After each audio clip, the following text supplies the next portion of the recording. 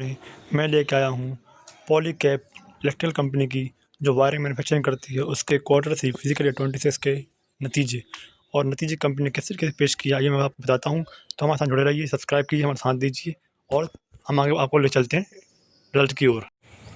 दोस्तों, total income की बात करें, पॉलीकैब कंपनी टोटल इनकम की बात करें तो टोटल जो इनकम हुई है पिछले सितंबर क्वार्टर में 65,226 करोड़ थी।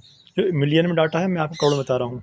यहाँ पे दिसंबर क्वार्टर की बात करें तो दिसंबर 2025 में 76,865 करोड़, मतलब कि यहाँ पे क्वार्टर टू क्वार्टर देखें तो अच्छा खासा जंप देखने को मिल रहा है, जो कि लगभग 1100 करोड़ के जंप के आसपास लग रहा है।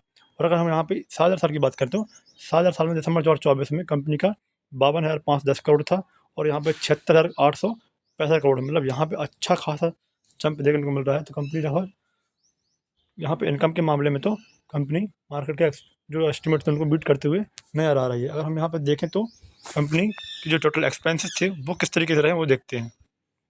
तो चलिए देखते हैं कंपनी टोटल एक्सपेंस खर्चे, कंपनी जो खर्चे रहते हैं वो किस तरीके से रहे हैं। और यहाँ टोटल एक्सपेंस की बात करें तो सितंबर क्वार्टर में 56,000 करोड़ था और यहाँ पे सितंबर क्वार्टर में 56,000 करोड़ था और अगर दिसंबर क्वार्टर की बात करें 68 करोड़ है, मतलब कि क्वार्टर टू क्वार्टर बात करें तो कंपनी खर्चे में तो बढ़ोतरी देखी गई है।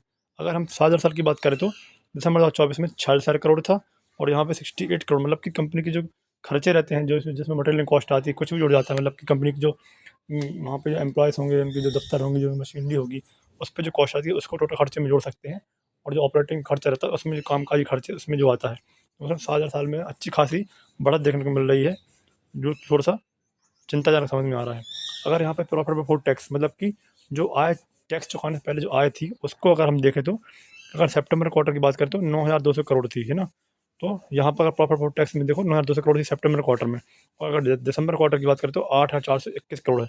जो टैक्स देने की जो पहले आय रहती है उसमें कंपनी को गिरावट देखने को मिल रही है। कंपनी ने इनकम तो की है लेकिन खर्चे और जो टैक्स रहता है उसके पहले आय में थोड़ी-सी गिरावट देखने को मिल रही है। और यहाँ पे अगर 7,000 साल की बात करें, दिसंबर 2024 से बात करें तो यहाँ पे दिसंबर 2025 में अच्छी खासी बढ़ोतरी देखने को मिल रही है, मतलब कि जो प्रॉफिट बिफोर टैक्स रहता है 7,000 साल की बात करें तो तगड़ा इजाफा मिल रहा दिख रहा है। तो यह इजाफा कंपनी के लिए लाभदायक साबित सिद्ध होगा और कंपनी का शेयर उस तरीके से चाल दिखाएगा। अगर हम यहाँ पे profit for the period, total period की बात करें तो पूरे पीरियड में किस तरीके का कंपनी प्रॉफिट रहा है वो देख लेते हैं। हम यहाँ पे अगर 7,000 साल की बात करें तो 4645 करोड़ था और यहाँ पे अगर हम 7,000 साल की बात करें तो 6,301 करोड़, मतलब यहाँ पे भी अच्छा खासा जंप देखने को मिल रहा है, जो कि 1,400 करोड़ के आसपास 7,000 साल में दिख रहा है। अगर हम क्वार्टर टू क्वार्टर बात करें तो कंपनी का जो प्रॉफिट हुआ है, सालाना जो टॉप प्रॉफिट हुआ है 6,929 करोड़ था, जो कि घट के क्वार्टर टू क्वार्टर में 6,300 करोड़ है, मतलब कि कंपनी क्वार्टर टू क्वार्टर में थोड़ा परेशानी आती हुई दिख रही है, क्योंकि इसमें खर्चा में बढ़ोतरी हुई, तो यहाँ पे प्रॉफिट में कंपनी को थोड़ी सी प्रॉब्लम दिख रही है। अगर हम यहाँ पे ईपीएस की बात करें तो ईपीएस को चलते हैं क्या आगे चलिए थोड़ा ईपीएस देख लेते हैं कंपनी का ईपीएस अर्निंग पर शेयर कैसा रहा है। तो अर्निंग पर शेयर की बात करें तो सितंबर क्वार्टर में 2025 में 45.54 था और यहाँ पे दिसंबर क्वार्टर में 41.30 है। तो यहाँ पर ठीक ठाक गिरावट देखने को मिल रही है, 4.20 के आसपास गिरावट देखने को मिल रही है बेसिस में यहाँ पर सितंबर क्वार्टर में से दिसंबर क्वार्टर में। अगर हम यहाँ 7,000 साल की बात करें तो 30.42 था, 30.42 था और अगर यहाँ पे 7,000 साल पे चलते हैं, दिसंबर 2025 में देखें तो 41.30 है, मतलब यहाँ 11.20 की लगभग बढ़त देखने को मिल रही है। तो ये जो ईपीएस है अच्छा खासा बढ़ते हुए नजर आ रहा है, मतलब कि अगर हम कंपनी की आय देखें तो आय में बढ़ोतरी हुई है, कंपनी की जो आय थी उसमें बढ़ोतरी हुई, लेकिन थोड़े से खर्चे बढ़े हैं। और अगर यहाँ पे प्रॉफिट बिफोर टैक्स देखें तो थोड़ा सा गिरावट आई क्वार्टर क्वार्टर में, लेकिन 7,000 साल में बढ़ोतरी देखने को मिली है। अगर यहाँ पे ईपीएस की बात करें तो क्वार्टर क्वार्टर में ईपीएस घटा हुआ है, लेकिन 7,000 साल में ईपीएस बढ़ा हुआ है।